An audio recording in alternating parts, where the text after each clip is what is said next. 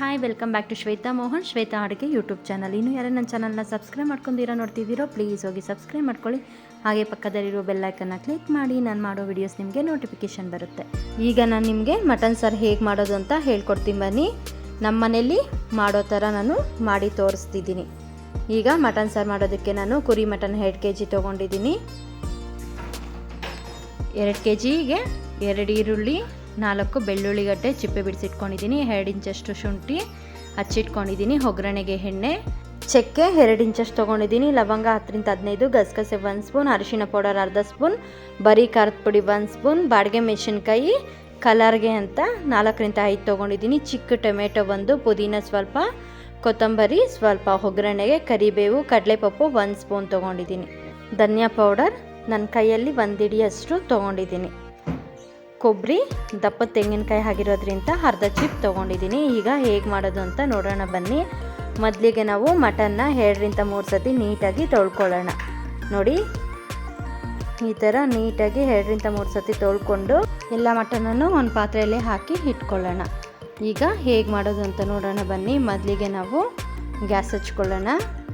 Gas ಹಚ್ಚಿ ನಂತರ ಸಾಂಬಾರು ಮಾಡೋದಕ್ಕೆ ಒಂದು ಕುಕ್ಕರ್ ಇಟ್ಕೊಳ್ಳೋಣ. ಕುಕ್ಕರ್ ಬಿಸಿ ಆಗಿದ ನಂತರ 2 ಸ್ಪೂನ್ ಎಣ್ಣೆ ಕಾಯ್ದಿದ ನಂತರ ಕರಿಬೇವು ಸಿಡಿಸಿದ ನಂತರ ತೊಳೆದಿಟ್ಟಿರೋ ಮಟನ್ ಎಲ್ಲ ಹಾಕಿ ನೀಟಾಗಿ ಎಣ್ಣೆಯಲ್ಲಿ ಫ್ರೈ ಮಾಡ್ಕೊಳ್ಳೋಣ. 1-2 ನಿಮಿಷ ಫ್ರೈ ಮಾಡಿಕೊಂಡು ಅದಕ್ಕೆ ಅರಿಶಿಣ ಪೌಡರ್, ರುಚಿಗೆ ತಕ್ಕಷ್ಟು ಉಪ್ಪು ಹಾಕಿ ಚೆನ್ನಾಗಿ ಫ್ರೈ ಮಾಡ್ಕೊಳ್ಳೋಣ. ಈಗ ಮಟನ್ ಬೇಯೋದಕ್ಕೆ ಹಾಕ್ಕೊಳ್ಳೋಣ. ನಂತರ ರುಚಿಗೆ ತಕ್ಕಷ್ಟು ಉಪ್ಪು ಹಾಕ್ಕೊಳ್ಳೋಣ. ನೋಡಿ ಈ ಥರ ಎಣ್ಣೆಯಲ್ಲಿ ಚೆನ್ನಾಗಿ ಫ್ರೈ ಮಾಡ್ಕೊಳ್ಳೋಣ. ಇದು ಚೆನ್ನಾಗಿ ಫ್ರೈ ಆಗೋ ಅಷ್ಟರಲ್ಲಿ ನಾವು ಮಸಾಲೆಗೆ ರೆಡಿ ಮಾಡ್ಕೊಳ್ಳೋಣ ಬನ್ನಿ. ಮಸಾಲೆಗೆ ರೆಡಿ ಮಾಡ್ಕೊಳ್ಳೋದಕ್ಕೆ ಒಂದು ಬಾಣಲಿ ಇಟ್ಕೊಳ್ಳೋಣ. ಬಾಣಲಿ ಬಿಸಿ ಆಗಿದ ನಂತರ 1 ಸ್ಪೂನ್ ಎಣ್ಣೆ ಕಾಯ್ದಿದ ನಂತರ ಈರುಳ್ಳಿ, ಬೆಳ್ಳುಳ್ಳಿ, ಶುಂಠಿ, ಚಕ್ಕೆ, ಲವಂಗ, ಬಾಡಿಗೆ ಮೆಣಸಿನ್ಕಾಯಿ ಹಾಕಿ ಎಣ್ಣೆಯಲ್ಲಿ 1-2 ನಿಮಿಷ ಫ್ರೈ ಮಾಡ್ಕೊಳ್ಳೋಣ. 1-2 ನಿಮಿಷ ಫ್ರೈ ಮಾಡಿಕೊಂಡು ಈಗ ಇದಕ್ಕೆ ಟೊಮೆಟೊ ಸೇರಿಸ್ಕೊಳ್ಳೋಣ. ಟೊಮೆಟೊ ಸೇರಿಸಿ ಮತ್ತೆ ಫ್ರೈ ಮಾಡ್ಕೊಳ್ಳೋಣ. 1 ಸೆಕೆಂಡ್ ಫ್ರೈ ಮಾಡಿಕೊಂಡು ಈಗ ಪುದೀನ ಸೇರಿಸ್ಕೊಳ್ಳೋಣ. ಪುದೀನನು ಫ್ರೈ ಮಾಡಿಕೊಂಡು ಗಸಗಸೆ 1 ಸ್ಪೂನ್, ಕಡಲೆಪಪ್ಪು 1 ಸ್ಪೂನ್ ಹಾಕಿ ಮತ್ತೆ 1 ಸೆಕೆಂಡ್ ಫ್ರೈ ಮಾಡ್ಕೊಳ್ಳೋಣ. ನೋಡಿ ಈ ಥರ ಫ್ರೈ ಮಾಡಿಕೊಂಡು ಈಗ ಧನಿಯಾ ಪೌಡರ್ 1 ಕೈ ಹಿಡಿಯಷ್ಟು ಹಾಕ್ಕೊಂಡಿದ್ದೆ, ಬರೀ ಖಾರದ ಪುಡಿ 1 ಸ್ಪೂನ್, ಕೊತ್ತಂಬರಿ ಸ್ವಲ್ಪ, ಅರ್ಧ ತೆಂಗಿನ ಚಿಪ್ಪು ಹಾಕಿ ಕಂಪ್ಲೀಟ್ ತಣ್ಣಗಾಗಕ್ಕೆ ಬಿಡೋಣ. ಈಗ ನಾವು ಮಟನ್ನ ಬೇಯಕ್ಕೆ ಇಟ್ಟಿದ್ರಲ್ವ ನೋಡೋಣ ಬನ್ನಿ. ನೋಡಿ ಕಂಪ್ಲೀಟಾಗಿ ಚೆನ್ನಾಗಿ ಎಣ್ಣೆಯಲ್ಲೇ ರೋಸ್ಟ್ ಆಗಿದೆ. ನೋಡಿ ನಾವು ಮಟನ್ನ ಈ ಥರ ಎಣ್ಣೆಯಲ್ಲೇ ಚೆನ್ನಾಗಿ ರೋಸ್ಟ್ ಮಾಡಿಕೊಂಡು ನಂತರ 2 ವಿಷಲ್ ಕೂಗ್ಸೋಣ. ಇದು ಬಲ್ತಿರೋದ್ರಿಂದ 2 ವಿಷಲ್ ಕೂಗಿಸಿ ನಂತರ ಮಸಾಲೆ ಹಾಕ್ತೀನಿ. ಈಗ ತಣ್ಣಗಾಗಿದೆ ನೋಡಿ, ನುಣ್ಣಗೆ ಈ ಥರ ರುಬ್ಕೊಳ್ಳೋಣ. ನೋಡಿ 2 ವಿಷಲ್ ಬಂದಿದ್ದ ನಂತರ ಗಾಳಿ ಬಿಟ್ಬಿಡೋಣ. ಗಾಳಿ ಬಿಟ್ಟಿದ ನಂತರ ನೋಡಿ ಮಟನ್ನ 3/4 ಭಾಗದಷ್ಟು ಬೆಂದಿದೆ. ಈಗ ನಾನು ಮಸಾಲೆ ಹಾಕ್ತಿದ್ದೀನಿ.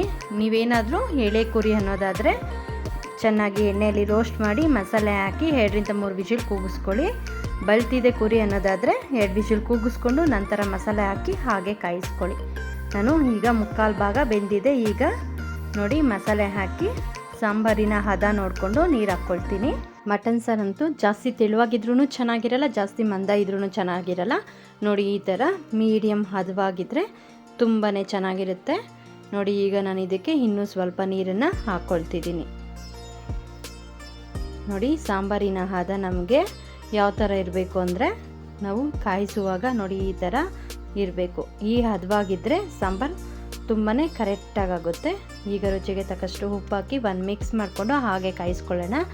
ನೋಡಿ ಈಗ ಕುದಿ ಬರೋ ಟೈಮಲ್ಲಿ ನಾವು ಗ್ಯಾಸ್ನ ಮೀಡಿಯಮ್ ಫ್ಲೇಮಲ್ಲಿಟ್ಟು 10-15 ನಿಮಿಷ ಸಾಂಬಾರನ್ನ ಕಾಯಿಸಿದ್ರೆ ತುಂಬಾ ಟೇಸ್ಟಿಯಾದ ಮಟನ್ ಸಾರು ರೆಡಿ ಆಗುತ್ತೆ.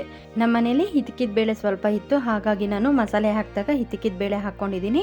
ಕೆಲವರಿಗೆ ಇಷ್ಟವಾಗುತ್ತೆ, ಇನ್ನೂ ಕೆಲವರಿಗೆ ಇಷ್ಟ ಆಗೋದಿಲ್ಲ. ಇಷ್ಟ ಆಗೋರು ಬೇಕಾದರೆ ನೀವು ಮಸಾಲೆ ಹಾಕಿದಾಗ ಹಿತಕಿದ ಬೇಳೆ ಹಾಕ್ಕೊಳ್ಳಿ, ಇಷ್ಟ ಇಲ್ಲ ಅನ್ನೋರು ಸ್ಕಿಪ್ ಮಾಡಿ.